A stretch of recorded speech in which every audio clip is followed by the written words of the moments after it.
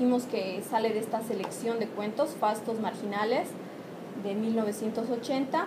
¿Por qué es relevante este texto para la clase? Es relevante primeramente porque es un ejemplo de cómo el barroco, el neobarroco sigue presente en la literatura latinoamericana contemporánea y en particular en la literatura boliviana. En segunda instancia es relevante porque transmite la realidad miserable en la que viven la que se vive en la mayor parte del país, y un ejemplo concreto que es estos negocios de comida que son como hongos en el país, que están en todo momento, y también refleja el machismo imperante del cual es caracterizado la sociedad boliviana. Muy bien, vamos a hablar del cuento en particular. Primeramente, tenemos a los personajes. Doña Remedios, que es la mujer que es dueña de este local que sirve fricasé. Es una mujer que no conoce ni sábados ni domingos, que su día comienza muy temprano cuando va a regatear los ingredientes con los cuales ella hace su fricasé, y está casada con Rogelio, un hombre que no hace nada para el negocio y lo único que hace es quitarle el poco dinero que ella gana de este negocio. Está ella muy bien, está descrita en el cuento. Doña Remedios como una señora de sobrepeso, es una señora de pollera. Hoy en día se dice señora de pollera y no chola porque hay una ley antirracismo y no se dice chola. Entonces es una señora de pollera, entonces de ascendencia aymara, ¿no? Que vive ahora en la urbe paceña o en una urbe. Muy bien, tenemos a Rogelio, que es el esposo que hace de zángano, que no, ya dijimos que no hace mucho.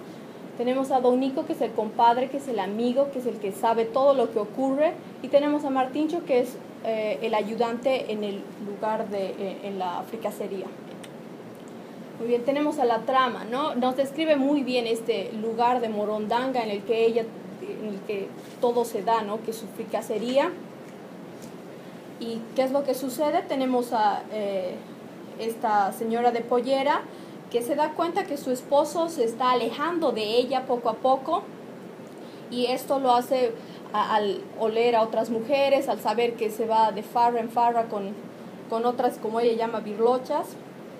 Y a manera de descubrir lo que realmente está pasando, ella emborracha a su compadre para saber qué pasa. Efectivamente, él dice que sí, le está engañando y que, es más, tiene planeado irse a otra ciudad con la amante. ¿Qué es lo que ella decide hacer ante esta situación? En un ataque de ira, mata y cocina y lo corta en pedacitos, ¿no? Y lo sirve al día siguiente en la fricacería.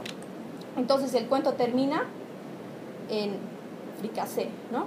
En el hombre hecho pedazos, servido al día siguiente.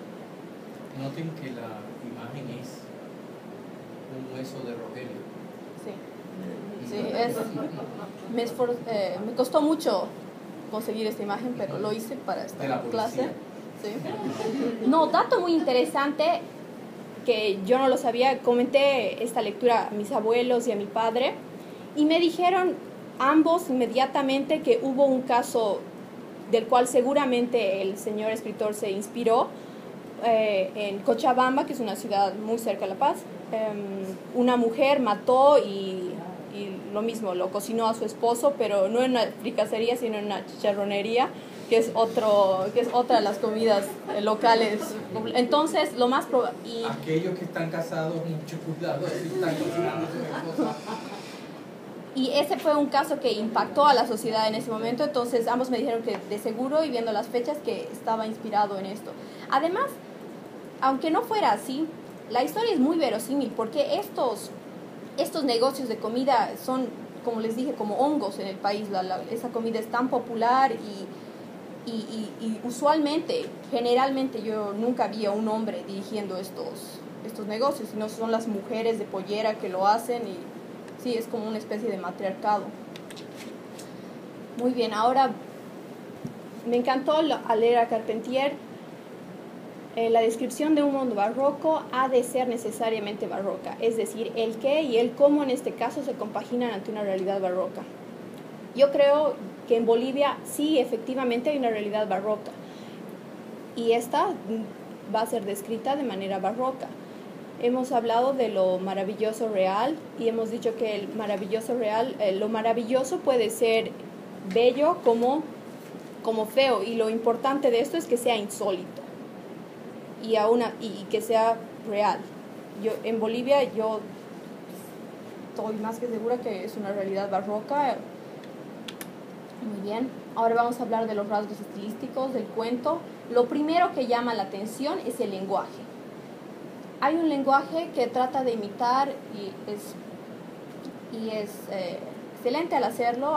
Imita el lenguaje verbal del mestizo citadino, eso quiere decir del aymara campesino radicado en la urbe, y esto se lo constata mediante el amplio uso de la jerga local.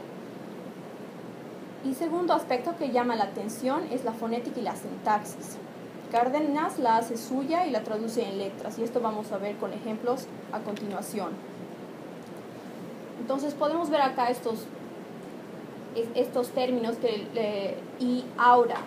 Lo que trata de imitar es cómo habla realmente este aymara que radica en la ciudad, cómo él lo pronuncia. Entonces, y ahora y ahora. ¿Quién? ¿Quién? Pues, pues. Aisa, a esa. Me hace, me hace. Tengo que. Que este. Ya estoy. Entonces, todo esto le es muy familiar a una persona que está en ese ambiente, una persona que ha escuchado hablar a una persona de este tipo. Yo pienso que esta característica de Cárdenas es un poco limitante para su literatura, puesto que una persona que es inclusive un poco ajena a este ambiente, como una persona, digamos, en misma Bolivia, de otra ciudad, no va a ser capaz de comprender la lectura. Muy bien. Hemos dicho que hay jerga local, hay palabras que provienen del aymara, por ejemplo, yocaya, que significa chico, birlocha, que es un término muy nacional, birlocha es la hija de un cholo y una chola que ha optado por ya no usar su vestimenta típica de una pollera grande y se viste de manera occidental. Chota es una chica que se viste de manera occidental, pero que es de clase muy baja.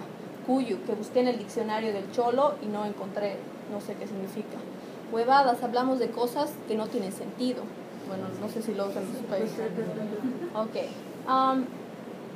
Expresiones y también la sintaxis que las personas trasladan del aymara al español, porque son bilingües. Todo está, por ejemplo, vemos una inversión, ¿no? Sería está todo, pero ellos lo trasladan esa su sintaxis al español. Muy bien. Voy a emplear los fundamentos teóricos de Severo Sarduy para evidenciar que este texto es barroco. Ya sabemos que él es un poeta, escritor, crítico literario cubano, y para él los principales rasgos del barroco son los que se evidencia que son barroco: es el artificio, la sustitución, la proliferación, la parodia, la carnavalización y la intratextualidad. Yo me voy a concentrar en los primeros para mostrarles que efectivamente que es un texto barroco. Entonces vamos a hablar del artificio.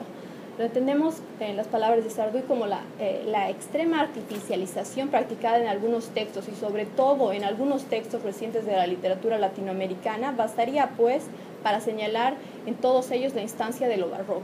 Entonces claramente nos dice que la presencia del artificio en el texto es una característica clave, es una característica importante del barroco. Hay mecanismos del artificio, como lo son la sustitución, proliferación, condensación, intertextualidad y parodia. Sustitución entendemos como tener al significante escamoteado y reemplazarlo por otro. Proliferación entendemos como la operación metonímica por excelencia, cuando hay una cadena de significantes que circunscribe al significante primero que está ausente. Condensación es como una puesta en escena, la unificación de dos significantes que vienen a reunirse en el espacio exterior de una pantalla del cuadro interior. Intertextualidad y parodia, del cual no hablaremos. Voy a concentrar en artificio. La mayor expresión en la literatura de todo le da la artificialización. Lo llamamos como el proceso de enmascaramiento, de desenvolvimiento progresivo de irrisión. Y él da ejemplos, por ejemplo, llamar a los halcones raudos torbellinos de Noruega, o llamar a las islas de un río, paréntesis frondosos, periodo de su corriente. Entonces, es este proceso de enmascaramiento. Esto se ve en el cuento. En vez de establecer directamente diciendo que la señora es sobrepeso, es una señora gorda, para hablar de su gordura, él utiliza artificio y dice superabundancia de materia inútil, tu humanidad hipopotámica. Entonces, sí hay artificio. Muy bien, vamos a hablar de la segunda característica, proliferación. Muy bien, que necesita el desciframiento del lector. Entendemos como el cambio semántico por el cual se designa una cosa o una idea con el nombre de otra, sirviéndose de una relación semántica. Muy bien. Esto también se ve en el texto. Bolsillo de payaso. No nos dice directamente, pero nosotros vamos a inferir que estamos hablando de bolsillos que son grandes. Nadando en el espeso rojizo con islas flotantes de grasa transparente. No son realmente islas, sino son conglomerados de grasa, porque se está refiriendo a la sopa. Creo que te he dado demasiadas alas. Sabemos que no son realmente alas, ¿no? Sino son ínfulas. Me ha visto con cara de teta, ¿no?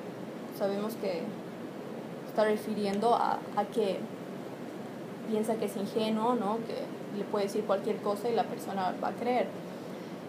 Otro ejemplo, ¿cómo nomás pues con una botellita se va usted a marear, deseando sin embargo verlo hablando humedades al menor costo posible? Humedades, nos damos cuenta que no está hablando de humedades, sino está hablando de cosas que son incómodas. Y trabajando como una burra, ¿no? Que es un poco más obvio, que no necesita tanto desciframiento. Una persona que trabaja todo el día, ¿no? Sin parar. Condensación. Muy bien. Este aspecto lo entendemos como la permutación, espejeo, fusión, intercambio entre los elementos fonéticos plásticos de dos términos de una cadena significante, choque y condensación, de los que surge un tercer término que resume semánticamente los dos primeros.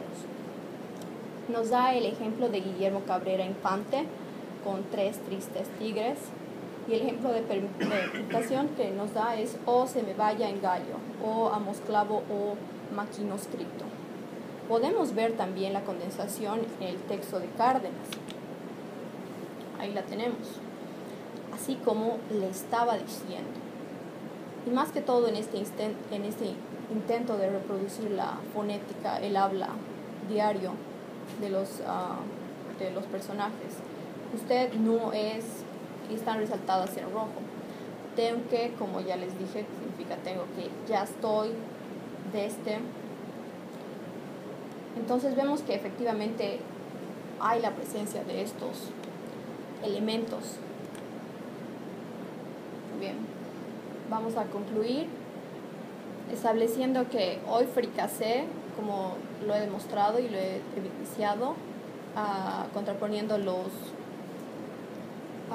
fundamentos teóricos de Sarduy, es efectivamente una obra barroca. Bien, esta es la bibliografía que he usado. Muy bien. Gracias por su atención. Muy bien, me pregunta para Marcela.